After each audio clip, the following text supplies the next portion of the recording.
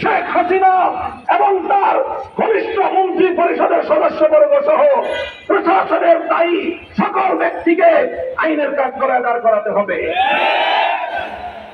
লীগ, ছাত্রী লীগের তৃণমূল থেকে শীর্ষ পর্যায় পর্যন্ত সকল সদস্যদেরকে খুঁজে খুঁজে বের করে বিচার করতে হবে। অন্তর্বর্তীকালীন সরকারকে আমরা আহ্বান জানাবো, এই কাজগুলো অনতিবিলম্বে শুরু করবেন।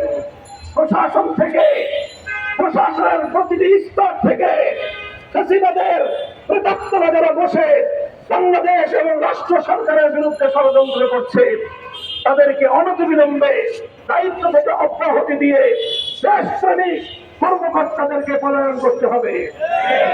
আপনারা করছেন। অন্তর্বর্তীকালীন সরকার ইতিমধ্যে সন্তোষজনক পদক্ষেপ গ্রহণ করেছে। এজন্য জাতির পক্ষ থেকে আমরা তাদেরকে স্বাগত এবং ধন্যবাদ জানাই। সেই সঙ্গে আমরা আশাবাদ ব্যক্ত করব, যেভাবেই আগামী দিনেও দেশের জনগণের মনোভাব, দেশের জনগণের সেন্টিমেন্ট উপলব্ধি করে জনগণের পাশে আপনারা থাকবেন, জনগণের চাওয়া পাওয়াকে আপনারা মূল্যায়ন করবেন। জনগণের ভোগান্তি হয় এমন কোন কার্যকলাপ আমরা অন্তর্বর্তীকালীন সরকার থেকে দেখতে চাই না। আরেকটি কথা, এই যে বিপ্লব হলো, এই বিপ্লবের অন্যতম বৈশিষ্ট্য ছিল শ্রেণী পেশা নির্বিশেষে সব শ্রেণীর ছাত্র জনতার অভূতপূর্ব ঐক্য। ঐক্যে যেভাবে স্কুল কলেজ ইউনিভার্সিটির ছাত্ররা ছিল, ঐক্যে রাজপথের সংগ্রামে প্রতিটি ক্ষেত্রে মাদ্রাসার ছাত্ররাও কাঁধে কাঁধ মিলিয়ে ভূমিকা পালন করেছে।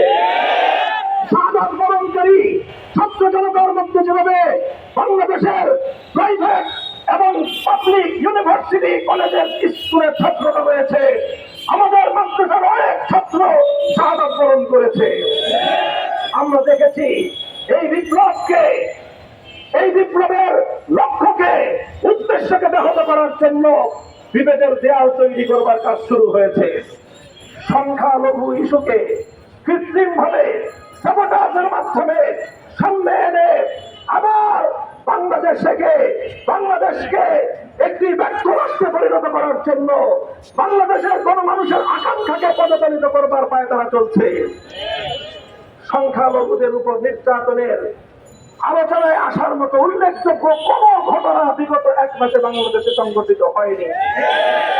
এরপরেও জিগির তোলা হচ্ছে, এটা হলো নরেন্দ্র মোদীর একটি এজেন্ডা। সেই এজেন্ডা বাস্তবায়নের জন্য আওয়ামী লীগ এবং তার দোসররা কাজ করছে। আমরা এই আত্মঘাতী তৎপরতা থেকে বিরত থাকার জন্য আওয়ামী লীগকে এবং তার নেতা কর্মীদেরকে আমরা উদাত্ত আহ্বান জানাতে চাই। খবরদার দেশের বিরুদ্ধে সাম্প্রদায়িক উস্কানি দিয়ে বাংলাদেশের বিরুদ্ধে গোলযোগ নৈরাজ্য সৃষ্টি করবার কোন প্রচেষ্টা করবেন না। এদেশের মানুষ বরদাস্ত করবে না। আমরা অন্তর্বর্তীকালীন সরকারের কাছে আরেকটি